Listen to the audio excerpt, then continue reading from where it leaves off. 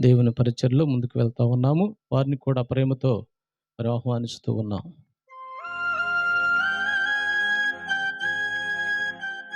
దేవునికి స్తోత్రం. అదేవిధంగా మరి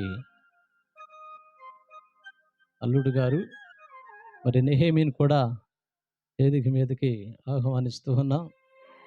దేవుని స్తోత్రం. హల్లెలూయా. దేవుని అదేవిధంగా మా మధ్యలో ఉన్నటి మరి ఆత్మీయులు కరుణానిధి గారిని మరి వేదిక మీదకి కూడా ఆహ్వానిస్తూ ఉన్నాం.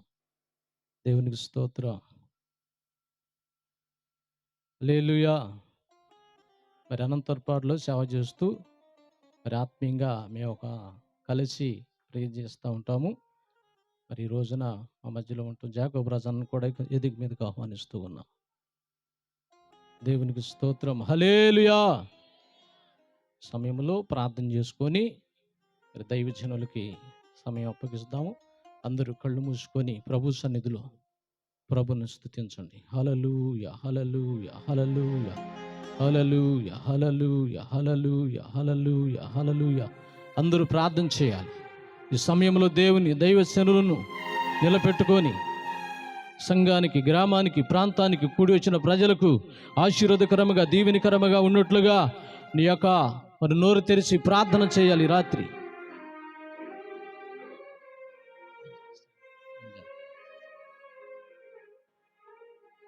స్తోత్రం, స్తోత్రం, స్తోత్రం, స్తోత్రం, స్తోత్రం, స్తోత్రం. నోరు తెరిచి ప్రార్థన చేయాలి. హల్లెలూయా. ఈ రాత్రి దైవజనులు మాట్లాడుచూ ఉండగా దురాత్మ శక్తులు పారిపోవాలి. ఆధ్యాత్మంగా నువ్వు బలపడాలి. నీ కుటుంబంలో ఉన్న సమస్యలు తొలగిపోవాలి. దైవజనులను తన బలమైన ఆత్మాభిషేకం చేత వాడుకున్నట్లుగా ఈ రాత్రికాల సమయంలో మీరందరూ ఒక్క నిమిషం ప్రార్థించండి. స్తోత్రం, స్తోత్రం, స్తోత్రం, స్తోత్రం, స్తోత్రం, స్తోత్రం. ఈ రాత్రి ప్రాంత ప్రజలందరూ ప్రభు ఆశీర్వదించినట్లుగా, ఈ రాత్రి ప్రాంత ప్రజలందరూ ప్రభు దీవించినట్లుగా, కూడి వచ్చిన ప్రతి ఒక్కరు సమస్యలు తొలగిపోయినట్లుగా, ఈ రాత్రి స్థలములో ఉన్న ప్రతి వారి కన్నీటి బొట్టును ప్రభు తీర్చినట్లుగా, ఈ రాత్రి ఇక్కడ అద్భుతాలు జరిగినట్లుగా, ఈ రాత్రి ఒక ప్రత్యేకమైన సంతోషం, ఆనందము నీ హృదయంలో కలిగినట్లుగా ప్రార్థించే. ఏదో తమాషగా పాటలు వినిపోయి ఏదో నామకార్థంగా రావటం కాదు. ఈ సమయంలో ఈ స్థలంలోకి వచ్చినట్టు నువ్వు ఒక ప్రత్యేకమైన ఆశీర్వాదాన్ని మరి తీసుకొని వెళ్ళాలి. ఈ రాత్రి నువ్వు ఒక అద్భుతాలను చూడాలి. ప్రభు సన్నిధికి వచ్చినట్టు నీవు ఈ సభలలోకి వచ్చాను, నేను ఈ సభలలో నాకు రాత్రి దేవుడు నన్ను ముట్టాడు, నా బలహీనతలు పోయినాయని నువ్వు సాక్ష్యం ఇచ్చినట్లుగా, ఈ యొక్క సభలలో దేవుని యొక్క వర్తమానము ద్వారా పట్టబడినట్లుగా, దేవుని యొక్క రక్షణ పొందినట్లుగా ఈ రాత్రికాల సమయంలో అందరూ ప్రార్థించండి. యేసయ్యా అని స్తోత్రాలు. దైవజనులు నిలబెట్టుకొని నువ్వు మాట్లాడు. ప్రభువా అని స్తోత్రం, స్తోత్రం అని ప్రార్థించు. ఈ సమయంలో దైవజనులు జాకోబ్ రాజన్ వచ్చి ఒక నిమిషం ప్రార్థన చేస్తారు. ప్రార్థన. పరిశుద్ధుడు అయిన తండ్రి, నీ పరిశుద్ధ నామమునకు బంగారు పాదములకై స్తోత్రములు, స్తోత్రములు, స్తోత్రములు, స్తోత్రములు, స్తోత్రములు చెల్లిస్తున్నా. మీ దాసులు ఏర్పాటు చేసినటువంటి ఈ సభలను ఎంతో ఘనంగా, ఆశీర్వాదకరంగా, మీ నామమునకు మహిమకరంగా మీరు జరిగిస్తున్నందులకై మీకు మహిమ, ఘనత, ప్రభావము కలుగునుగాక. ఈ రెండవ రోజు మీ సేవకులను మీరు వాడుకోమని వేడుకుంటున్నాం. మీ ఆత్మతో నింపండి, అభిషేకించండి, నీ ప్రభావముతో మాట్లాడండి. వచ్చినటువంటి ప్రజలతో, సేవకులతో, సేవకురాండ్రతో, విశ్వాసులతో, నూతనంగా వచ్చినటువంటి నాయన ప్రభువా ప్రజలతో, ఈ గ్రామస్తులతో, అన్యజనులతో మీ పరిశుద్ధాత్మ ద్వారా మీరే మాట్లాడమని ప్రార్థిస్తున్నాం. ప్రతి విధమైన ఆటంకమును, అభ్యంతరమును, సాతాను కార్యములను దూరపరచండి. నీ పరిశుద్ధాత్మను ప్రజల మీద కుమ్మరించండి. వాక్యము కొరకై ప్రతి ఒక్కరి హృదయమును, మనస్సును, చెవులను మీరు తెరవజేయమని ప్రార్థన చేస్తున్నాం. నీ వాక్కును పంపి దేవానికి వందనాలు. ప్రతి ఒక్క హృదయాన్ని మీరు బాగు చేయండి. నీ పరిశుద్ధతను మీరు వాక్యము ద్వారా వారికి అనుగ్రహించండి. నీ రెండవ రాకడకు వారు సిద్ధపడేటట్లుగా, ప్రార్థనలో, వాక్యములో, విశ్వాసములో, ఆత్మీయతలో ఎదిగేటట్లుగా మీ సేవకుల నోట, హృదయములో మీరు ఏ వాక్కు నుంచారో ఆ వాక్కుని గ్రామస్తులకు, సంఘస్థులకు, వచ్చిన ప్రజలకు మీరు దయచేయమని ప్రార్థన చేస్తున్నాం. వినగల చెవి, గ్రహించే మనస్సు, కూర్చొని వినే కుదురుబాటును మీ ఆత్మ ద్వారా ప్రతి ఒక్కరికి దయచేయమని, నీ నామమునకు మహిమకరంగా మీ దాసులను అభిషేకించి వాడుకోమని యేసయ్యా మీకు వందనాలు చెల్లిస్తూ అడిగి వేడుకుంటున్నాము తండ్రి. ఆమెన్. దేవుని ప్రశస్తమైన నామానికి మహిమ కలుగునుగాక. సజీవుడైన యేసు ప్రభు నామములో ఈ రాత్రికాల సమయాన దేవుని సన్నిధిలో సమకూర్చబడిన దేవుని బిడ్డలైన మీ అందరికీ మరొకసారి ప్రతి ఒక్కరికి పేరు పేరు వరుసన నా హృదయపూర్వకమైన వందనాలండి. అందరికీ వందనాలు. దేవుడు మిమ్మల్ని అందరినీ దీవించునుగాక. మన దేవుడు నమ్మదగిన దేవుడు, చాలిన దేవుడు. ఆయన మన జీవితాల్లో చేసే కార్యాలు ఎంతో అద్భుతం, అమోఘం, శ్రేష్టం. ఒక ఇంటికి పలుమార్లు మనం వెళ్తుంటే ఖచ్చితంగా వాళ్ళు ఒక దినాన విసుక్కుంటారు. ఏంది ఊరకాయలు మా కంపకొస్తుంటారు అనుకుంటారు కదా. కానీ నువ్వు ఎన్నిసార్లు ఆయన సన్నిధికి వచ్చి కూర్చున్నా, ఎన్నిసార్లు ఆయన దగ్గరికి నువ్వు పరిగెత్తుకొని వచ్చినా, ఇంకా నీ రాక కోసం ఎదురు చూసే దేవుడు ఒక్క ఆయన ఉన్నాడు. ఆయనే మనం ఈ రాత్రి ఆరాధిస్తున్న నజరేయుడైన యేసు. ఎన్నిసార్లు ఆయన రావచ్చును. నీ బాధ అంతా చెప్పచ్చు. నీ బాధ పక్కన వాళ్ళకి చెప్పు. మొదటిసారి విచిత్రంగా అంటారు, అవునా, వాయ్యో, అసలు నీలాంటి కట్టాలి అసలు భూమి మీద ఎవడికి అంటారు. రెండోసారి నువ్వు చెప్పు.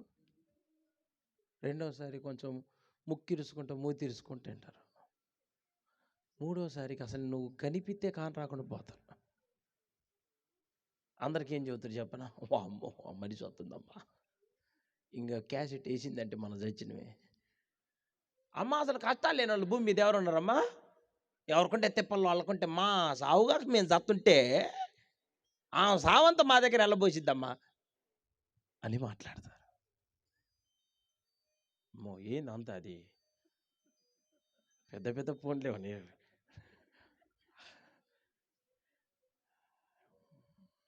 మీ పేరు, మీ ఊరి పేరు ఉన్నావా అని అంటే మీరు ఉన్నారని ఫోన్లు కూడా గట్టిగానే ఉన్నాయి. సరే, మంచిది బిడ్డలారా. కొన్ని ప్రాముఖ్యమైన విషయాలు కొంచెం వీటిని ఏమైనా పెడతానా మానిటర్లో. ఏమైనా వస్తే చూడు, అమ్మింగ్ వస్తే ఏక బీసుకు ఏం కాదు. సరే, ఉదయం పూట నా దైవజనులకి ఘనులైన సేవకులు వాళ్ళతోని ఒక 5 మాటలు చెప్పడానికి ప్రభు కృపించారు. మీతోను కూడా ఒక 5 మాటలు చెబుతామని నిలబడ్డా. వాళ్ళకు ఒక 5 ముక్కలు, మీకు ఒక 5 ముక్కలు పడేసిపోదామని వచ్చా. మీరు కూడా ఈ 5 ముక్కల్ని మంచిగా మీ హృదయంలో పెట్టుకొని సంతోషంగా ఈ సంవత్సరం అంతా మీ ఆత్మీయ ప్రయాణాన్ని ప్రభు సన్నిధిలో మీరందరూ చేయుదురుగాక. హల్లెలూయా. మంచిది. ఒక్కసారి ధ్యానం కోసం మూలవాక్యం నాకు చదివితే కొంచెం మనం ప్రయాణం చేద్దామేగా. యోనా గ్రంథం 1వ అధ్యాయం 8వ వచనాన్ని చదవగా మనందరం విందాం.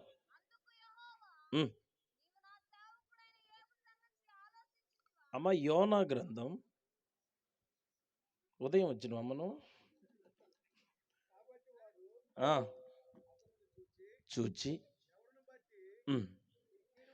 ఈ కీడు మాకు సంభవించును, నీ వ్యాపారం ఏందో, నువ్వు యాడ్ నుంచి వచ్చినవో, నీ దేశం ఏందో, నీ జనమేదో, అది మీ సంగతి అంతా ఈ రాత్రి నాకు కూడా. ఇక మీరందరూ చక్కగా దేవుడి మాటలు ప్రతి ఒక్కరు వినటానికి ప్రయత్నం చేయండి. కృప కలిగిన దేవుడే మనందరికీ సహాయము చేయునుగాక. మనము చదివిన లేఖన భాగములో చదువుకున్నటువంటి వ్యక్తి పేరు యోనా. సర్వసాధారణంగా మందిరానికి వచ్చిపోయే వ్యక్తి అయితే కానే కాదు, వాక్యం విని వెళ్ళే వ్యక్తి అయితే కానే కాదు, అరకొరగా వాక్యం తెలిసిన వాడైతే అంతకన్నా కానే కాదు. ఎవరు ఈ యోనా? అందరికీ దేవుని మాటలను ప్రకటించేవాడు. ఓయ్, నీ పద్ధతి నచ్చలా, నీ నడవడిక నచ్చట్లేదు, నీ బుద్ధి మార్చుకోవాలా, నువ్వు మారకపోతే మాత్రం నీకు ఉంటుంది అని ప్రజలందరినీ హెచ్చరించే స్థితిలో బ్రతకాల్సిన వాడు ఈ యోనా.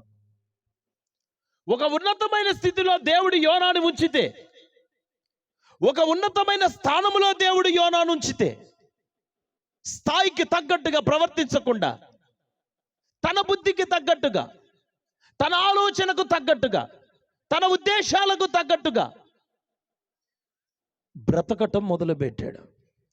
దేవుని ఉద్దేశం తన జీవితంలో ఏంటో, దేవుని సంకల్పం తన జీవితంలో ఏంటో, దేవుని ఆలోచన తన జీవితంలో ఏంటో మొత్తం మర్చిపోయి ఆయనకు నచ్చినట్టుగా, ఆయనకు తోచినట్టుగా బ్రతుకుతున్నాడు యోనా. ఒక మాట మీరందరూ వినటానికి అందరూ ప్రయత్నం చేయండి. లోకంలో తోచిన సహాయం చేయండి, పర్వాలేదు. తోచినంత తినండి, పర్వాలేదు. కానీ భక్తిని మాత్రం తోచినట్టు చేయకూడదు. నువ్వు నీకు తోచినట్టుగా భక్తిని చేస్తే నీ భక్తి నిన్ను నష్టములోనికి తీసుకొని పోతుంది. నీ భక్తి నీ జీవితానికి కష్టతరంగా మిగిలిపోతుంది.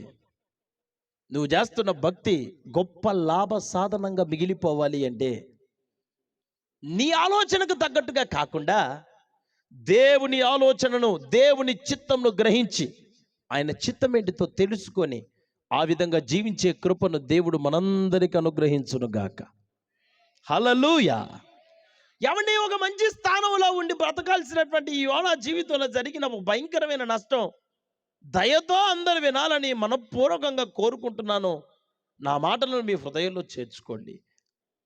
ఏంటి నా మాట అంటే, దేవుడే సెలవిచ్చాడు యోనాతోని, నినివే ప్రజల పట్టణ దోషం బహు విస్తారంగా ఉంది నాన్న, వాళ్ళ పద్ధతులు నాకు నచ్చట్లా, నువ్వు అందుకోసం ఖచ్చితంగా నినివేకెళ్ళు,